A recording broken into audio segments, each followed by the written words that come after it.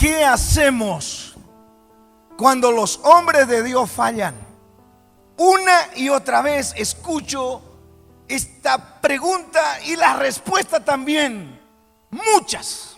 Sin embargo, hermano, miro en la Biblia, en la palabra de Dios, que no podemos colocarnos en el lugar de Dios para juzgar a aquellos hombres que Dios llamó. Dice el capítulo 1 del libro de Jeremías, en el versículo 5, que el Señor había llamado a estos hombres incluso antes que pueda el ser humano conocerles a ellos. Dice la Biblia que Dios los había enviado a predicar su palabra. Antes que te formase, en el vientre te conocí, y antes que naciese te santifiqué, te di por profeta a las naciones. ¿Cómo podemos usurpar el lugar de Dios para vertir opinión sobre un hombre que Dios llamó? Esto es como vertir opinión sobre el hijo de la vecina o del vecino.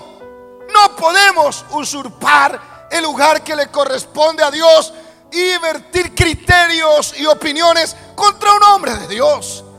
Además, que esto le corresponde a Dios, tratar con aquel varón.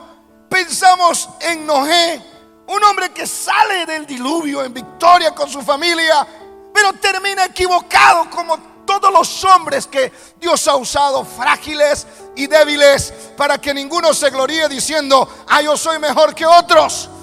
Para que el que se gloríe en Jesucristo, su Salvador, su Señor, que tomando lo que no es, ha hecho que sea. Y Noé maldijo a uno de sus hijos. ¿Cómo es posible que un padre que debe dar la bendición a su hijo le da la maldición? Pero no solo Noé, el mismo Abraham, a punto de perder la esposa que cede a las mentiras y engaños para aquel gobernante, que si no haya sido Dios, ese matrimonio se arruinaba. El mismo Abraham, que tomando a Agar tiene un hijo antes de Isaac. Pero este hombre que salió de su tierra para ir a Canaán, reacciona y sale de Egipto, y otra vez en el lugar que Dios lo llamó. ¿Qué podemos decir de Abraham? Un hombre de fe. O pensamos, ¿qué trato le dio el Señor a él? O pensamos en David, que después de equivocarse, dejando la corona, huyendo del trono para que su hijo gobierne en su lugar, acusado por su conciencia o no. ¿Qué hizo Dios con David? Según la palabra del Señor, Dios lo puso ahí, y David era conforme a su corazón, no para pecar, sino para perdonar pecados ajenos. ¿O qué pensamos de Pedro? Pedro le negó a Jesús 3 veces, pero Jesús platicó con él. Es que no podemos tomar el lugar de Dios. Dios llamó a ese hombre, y ese hombre dará cuenta de su llamado al Dios que lo llamó para que sea su siervo. ¿Qué podemos hacer? No tomar el lugar de Dios, ponernos en esa situación que a veces son ciertas que falló, y a veces son mentiras que falló, a veces son verdades y a veces son calumnias. No nos consta, pero la gente lo comenta, lo difunde como si fuera cierto. ¿Y qué pasaría si fuera mentira? Y estamos haciendo una propaganda de rumores y promoviendo la mentira del diablo. No nos compete. Por eso la Biblia dice que cuando juzgamos a los demás, lo hagamos con justo juicio y considerándonos también nosotros. Estimados, Dios no nos ha mandado a juzgar a los creyentes que ya son salvados por Jesús. Nos ha mandado a predicar su evangelio de arrepentimiento a los que no le conocen. Cada familia, cada institución, denominación, organización verá qué hace, pero nosotros predicaremos el evangelio de Dios a la gente que no conoce a Dios. ¿Y qué más podemos hacer por un hombre? No ponernos en el lugar de Dios, pero ponernos en ese lugar de ese hombre de Dios que está siendo atacado. Puede ser cierto o no.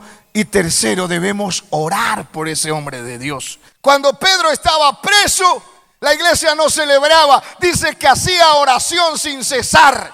Hoy en día hay muchos líderes caídos supuestamente porque hay una iglesia que ha descuidado la oración por sus líderes. Así como la iglesia estaba orando y Dios respaldó por medio de ángeles, abriendo la cárcel para que Pedro salga y siga su ministerio, Así hoy en día la iglesia debe orar para que esos supuestos hombres caídos salgan de las cárceles donde se encuentran, sea el mundo, el pecado y otra, y sigan sirviendo al Dios que los llamó. El mismo Pablo dijo: oren por mí.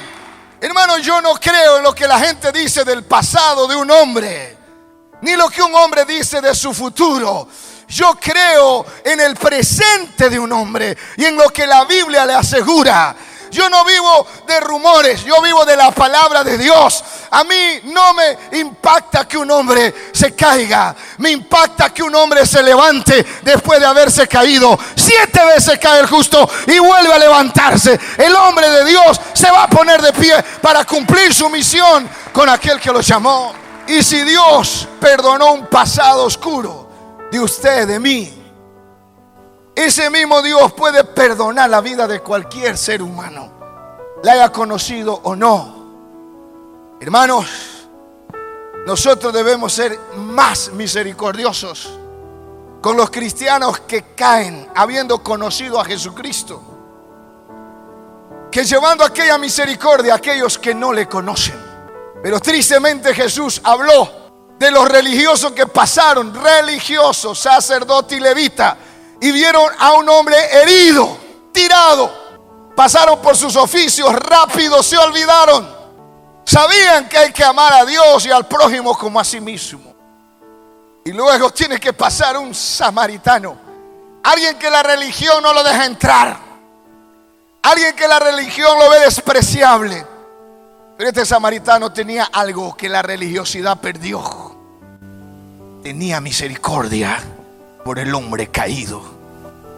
Hay más misericordia en los soldados físicos que van a la guerra. Se los alza en las batallas, se los restaura, se los condecora por haber peleado en favor de su nación. Hay más misericordia que en la propia iglesia cristiana, donde a sus caídos los olvida, donde a sus caídos los ignora. Pero este es un tiempo de visitación del cielo para restaurar, para levantar, para incorporar, para que el David que cayó vuelva al trono, para que el Pedro que negó vuelva a Jesús. Dios no termina con tu llamado, no lo hagas tú tampoco. Así que no me interesa lo que digan de un hombre de Dios, de su pasado, ni lo que él diga de su futuro. Me interesa su presente y las promesas que la Biblia le asegura.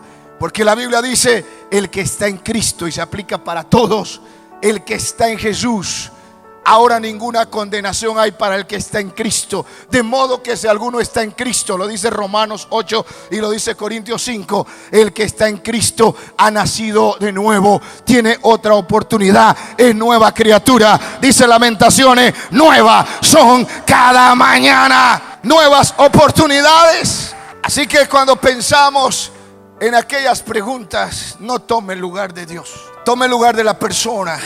¿A usted le gustaría que lo pasen por aquel callejón de la aflicción estando herido? Creo que no.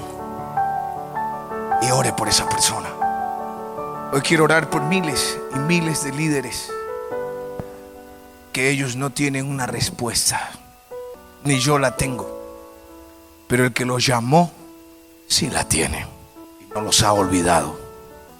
Que nada ni nadie te haga olvidar que Dios te llamó. ¿Te das cuenta? Desde el antiguo hasta el nuevo, los que Dios llamó eran ordinarios, como tú, como yo, pero confiaron en Dios y los hizo extraordinario para su gloria. Aleluya. Creo en el Dios del perdón, en el Dios que dijo que debes perdonar 70 veces 7. No te puede pedir el que hagas lo que Él no hace. Así que 7 veces que te levantes es poco. Puedes levantarte siempre, porque siempre tendrás la mano de Dios para apoyarte, que sigas adelante. Aleluya. Padre, bendigo a todos los hombres de Dios, mujeres que Dios llamó al ministerio, y los bendigo en el nombre de Jesús y confieso su restauración. Y confieso lo que dice la Biblia: la gloria postrera será mayor que la primera. Y confieso lo que dice la Biblia: aunque tu principio haya sido pequeño, tu postrer será más grande. Y confieso lo que dice la Biblia: que ha sido fiel en lo poco, sobre mucho lo pondrá.